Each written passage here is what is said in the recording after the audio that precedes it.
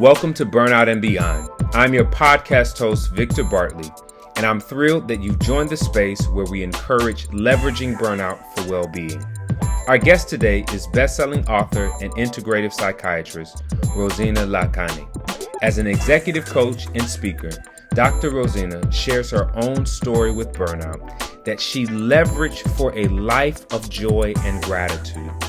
Let's join the eye-opening conversation as we grow beyond the burnout with Dr. Rozina. Hello again, and welcome to another episode of Burnout and Beyond. I am your podcast host, Victor Bartley, and today I am pleased to have as our guest Dr. Rozina Lakhani. Welcome, Dr. Rozina. Thank you so much. It's a privilege. Oh, it is. The privilege is mine to be able to pay it forward. I know that we've shared in dialogue and on your podcast before, and so I'm super excited to have you to share the space here with me. Thank you. Absolutely. For our audience who may not be familiar with you, would you be so kind as to give us that 30-second commercial? Maybe you're standing in the Starbucks line or on the elevator. Tell us who you are and what you do. Well, I'm an executive coach and a speaker and an author, and I'm a medical doctor specializing in psychiatry. So I help leaders stop burnout to prevent injuries. Of course, a lot of times people think that burnout only leads to losing your job, but many times burnout can result in that exhaustion and absent-mindedness that also leads to injury. And I have also lived experience in addition to helping a lot of injured workers get over the depression and anxiety and other mental problems that results from those injuries. So I am really passionate about helping people in what I call yellow zone.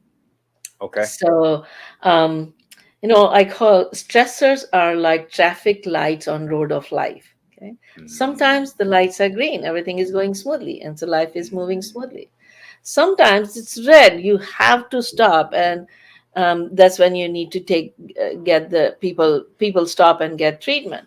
But sometimes many of us in a professional world or leadership, business world, we're in this yellow zone. We're not sick enough to go see the doctor, but we are in that yellow zone at high risk. At this point in time, either we take steps and get our energy together to be able to handle whatever is going on in our life, or really get sick and then we'll have to go to the doctor. So I really help people in this yellow zone stop burnout and get back in their green zone instead of going to the red zone. Wow, no, I love that analogy. I love that analogy of traffic, of Department of Transportation and the lighting system and what it means. No, that's super incredible. You talk about not just the mental impact of burnout, but the physical byproduct or the implications that it can have with I can't remember the latest stats, but somewhere into the $100 billion is the amount of money that corporations were paying out in stress-related absences and injuries.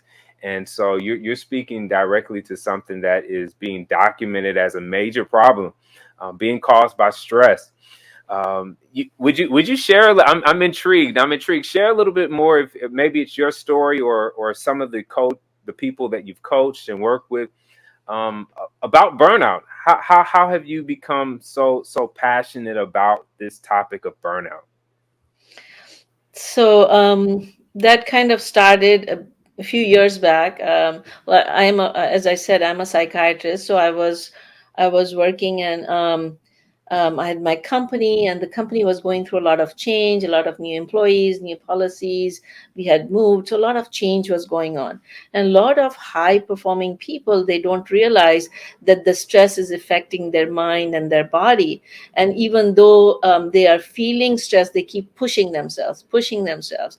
And I was at that stage, and I should have known better. I treat a lot of injured workers.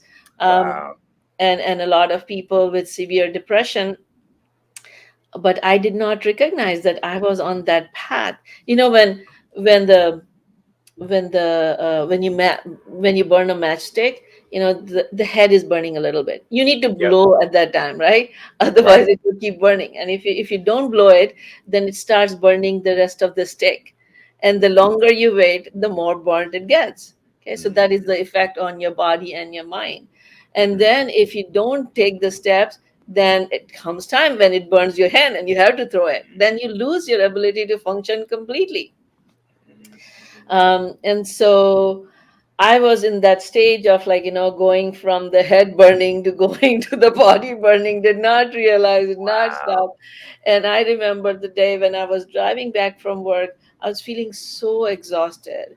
And the next day was my day off. And so I started zoning out into, oh, tomorrow is my day off. What am I going to do? Maybe I should take a tub bath to relax. Or maybe I would go to the lake and read some, like, book. That's my Mhm. favorite activity.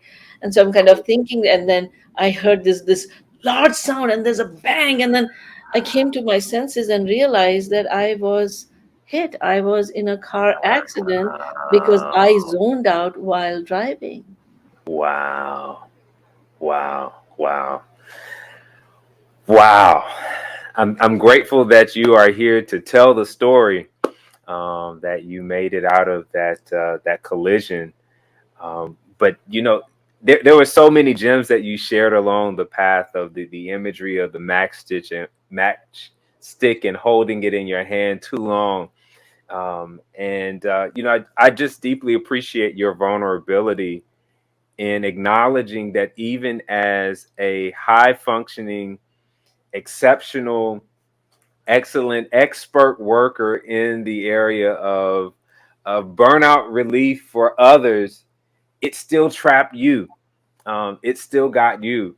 And I think it's just so important, something that those that work in the space are not exempt from it affecting them either. And that's such a, just that admission, I think, is so powerful, because as you said, we can learn so much about some things and say, like, hey, I know enough about it to where it won't affect me, or I can do enough with it in order to prevent it from touching my life. But I'm so glad that you were able to survive that collision and even learn from that experience. When you're sitting in that moment, besides being grateful that you're still alive in the collision, what is going through your mind at that point? Well, so here I come out and I see my hand, like, crooked on the steering wheel. And it's Mm, like, oh my god, oh my god. And then somebody was coming in, like, when my airbags was inflated, and so somebody came in and said, are you okay, are you okay? And I said, look at my hand, because it was like a chair on the steering wheel. Oh my god. It's like, oh my god, oh my god, what happened, what happened? And wow. I was just like, less than 5 minutes from my home, but my phone had slipped on the other side, so I could not even pick up the phone to tell my husband that that's why I'm running late, because I'm stuck over here. But Yeah. anyways, a long story short, I'm the that week after the surgery and the pain that you go through, I was pretty down. I was crying. I was feeling um, uh, victim. I was feeling, poor me. Why did this happen? All those things that go through your mind. And one day, like, a few days later, my husband took me to kind of visit with the relatives to kind of have a change of scenery. Hmm. And I was helped in the shower, and the shower was upstairs and the family was, downstairs. And when I was done, they were going to come and help me change. um, you don't realize that have uh, when you lose something like this, like, your right hand or your dominant hand, and you are in all these plasters, you are not able to even change your clothes. The simple things become really hard. Yeah. So I was in shower that day, and got done, and was trying to call my relative to come help me, but they were downstairs, so they could not hear me. And so I felt that peak of helplessness. I went back in the shower, and I turned on the shower, and then I was banging the wall of shower because I was feeling so helpless. And Wow. in that moment, I had my epiphany.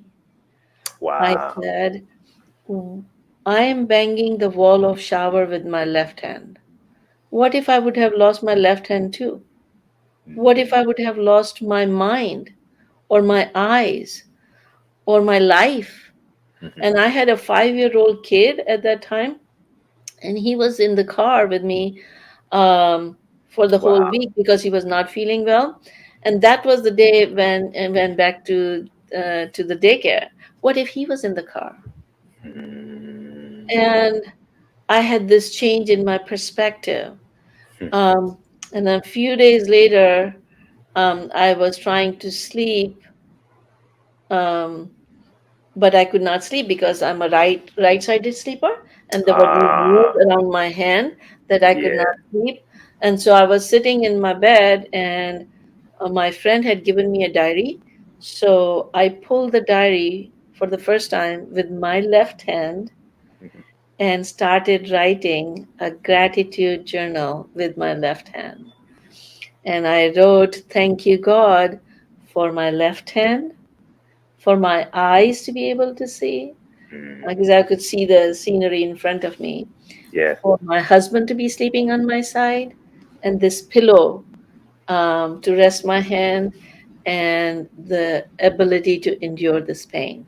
Mm, And that shift helped me get through my phase of like the severe stress of recovery. mhm, And that day till now, it's about 14 plus years, and my day does not start without my gratitude journal. mm. No, that's awesome. That's awesome that you immediately begin to implement something that has had lasting impact on the way that you live today. Wow, such a powerful story. I got the image of everything, and as you were sharing about the deep appreciation for the simple things, that's even something that I can deeply relate to now as I'm recovering from a surgery myself. And as you said, you don't realize just how much you rely on certain parts or certain limbs or certain portions of your body until it's not available for use, or at least the usage of it is limited. So, what a perfect way to leverage the pain in order to give it new purpose, to place new purpose on the story. Um, but before we get into some other lessons and things that you learned along your own recovery experience, you mentioned as well that you work with leaders, executives that also are that are on the path. They're in the yellow zone and they're near the red zone. What are some of these leaders experiencing? What are some of the commonalities or some of the things that are standing out among the leaders that are experiencing burnout? So, the simple signs. Burnout by itself is a stress syndrome, basically. Hmm. It happens when chronic work stress is not managed.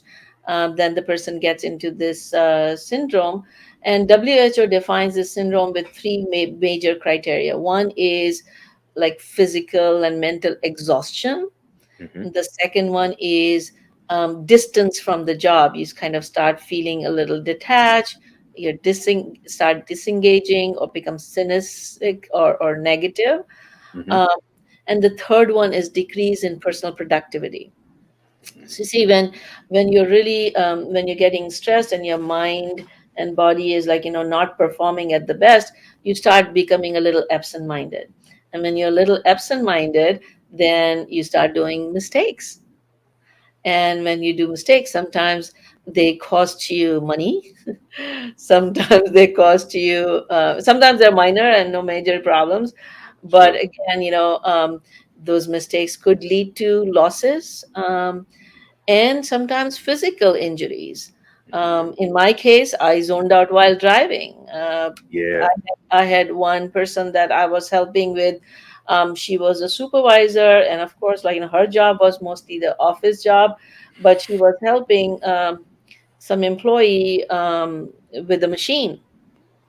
And so as she was getting in the machine, she slipped and she fell, and so she injured her foot, and then she was not able to return to work because of that severe injury that prevented her from being able to function at all. And again, it's like, the foot injury was one thing, um, but when people develop the side of the emotional injury that goes with it, and you go through stress for a long time, you don't get the treatment, it gets into depression, and it affects your cognitive function to the point that you're not able to function. So I've worked with people like that too. And so um, and many of the leaders, like I was at a guest at another podcaster. She was a high level manager in a big organization, and she became so burned out that she quit her job. Mhm. And so again, like, leaders can see, like, more severe results, but initially you start seeing you're becoming a little more irritable than usual, you're Mhm. becoming a little more absent-minded, your sleep is getting a little affected, your performance is getting a little lower, you're getting overwhelmed easier.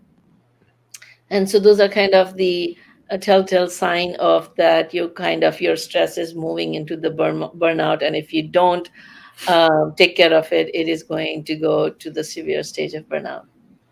So Wow. it's better to blow that matchstick right away before it goes to the point of total burnout. Wow. And it's interesting you related the foot injury that she had to what started out as burnout.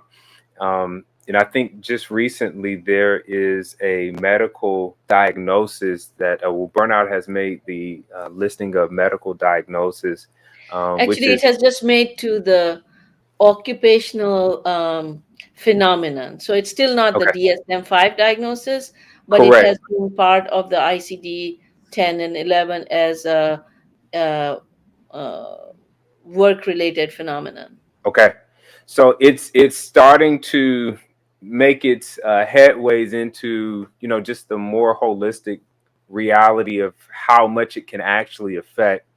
Um, is that connection between physical injury starting off from an emotional or mental um, chronic syndrome easy for leaders to see, or is that No, something more difficult for them to connect? not really. Like, they have not been able to do it. Like, even I remember my own experience Hmm. when I got into the accident and I went through the whole recovery process.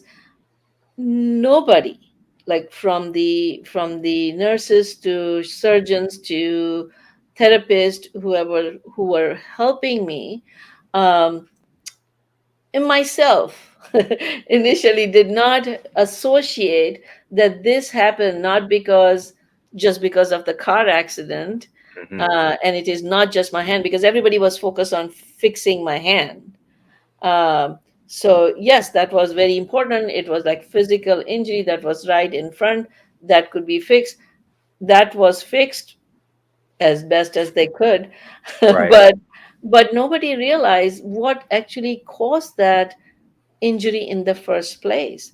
And so a lot of times it does not get recognized, it does not get treated, and then the person stays at high risk for other injuries and other accidents and other problems. As I said, like, when the matchstick is burning, your your body is burning, your Hmm. mind is burning. And Hmm. so what then people come to me is for severe depression, or for severe anxiety, or PTSD, or they go to cardiologists for heart attacks, or high Hmm. blood pressure, Hmm. or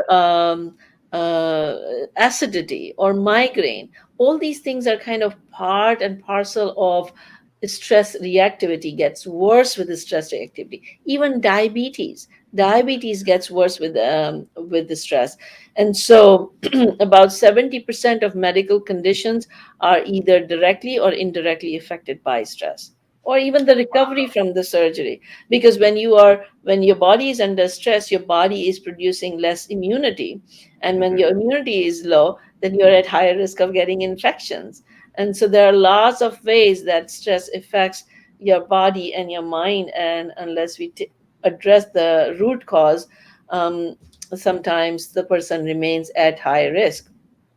Sometimes I use this analogy. Let's say you walk in your home and you Hmm. see water dripping on the floor. Hmm. So you would, of course, wipe the floor from water. But Hmm. then what would you do? You will go look for where the Where it water came from. is leaking from.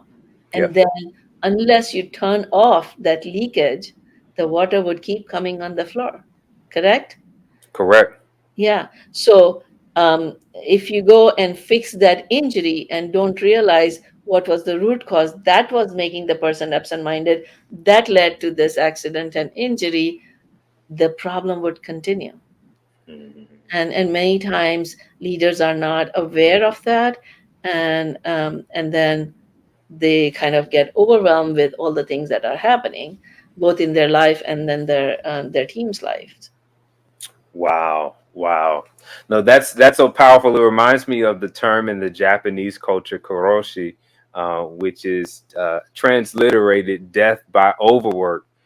And so they've connected, or at least have begun for a couple of decades, connecting the idea that um, overworking, overexerting ourselves, being overwhelmed, staying in this state of fatigue, is actually costing lives, causing lives to come to an early demise. And so, you shedding that light on just the connection of stress to our well-being and to injuries that happen, and even to the healing process, is so pivotal. It's so pivotal. Wow, that's incredible. That's incredible. So you start this journal. You start this gratitude journal, and it's still a part of your life today. What were some other things that were a part of your recovery experience from that episode of burnout? So there were lots. Okay. And so when I got this calling that I really need to bring these tools from inside the office, treating the patients, to outside the office so people like me can benefit and don't have to suffer unnecessarily. And so Yeah. that journey took me to, I had a folder on my computer, it was called My Book. And so I would start putting these tools and tips as they were coming to me, whether in my own life or while helping people, something that helps. I kept on collecting those tools. And over 10 years, it became my book, The Stress to Joy. Wow. Yeah. And Wow. No, I then, love it. I love it. yeah. Um, so my whole goal was to kind of, how do I impart as much as I can to this busy professional person so that they could apply these tools in a coherent manner. So I kind of consolidated many of those tips and tools in three-step formula. I call it Mind CPR, and Okay. so the I have shared a lot of those in the book. Of course, you can't put everything in the book, and so then I did an online course, and that's why I do this speaking and coaching so that I can impart more and more of these tools to people and help them develop resilience and stop this burnout and injuries. Wow. No, I absolutely love it. I love it. I love it. I love it. For someone that is, and we're gonna make sure that we put that on the screen to share as we get just ways that we can contact you towards the end of our time together today. But for somebody that is hearing your story, that's connecting with the experience, have maybe they're living with the physical injuries from their burnout that they haven't addressed yet, and maybe they have put themselves in danger of more injuries because they're still they've stopped, they've healed that injury, but they're still in the yellow zone. They're still in the yellow zone. What is this first step that you would recommend for them to move out of the yellow zone, as you described earlier? So the first step is, of course, awareness, recognizing that you're there. I use a formula. an analogy of emotional coping account. Mm. You know, everybody has a bank account. Most of the people have the bank account. You have a bank account, right? Yes, a Okay. few.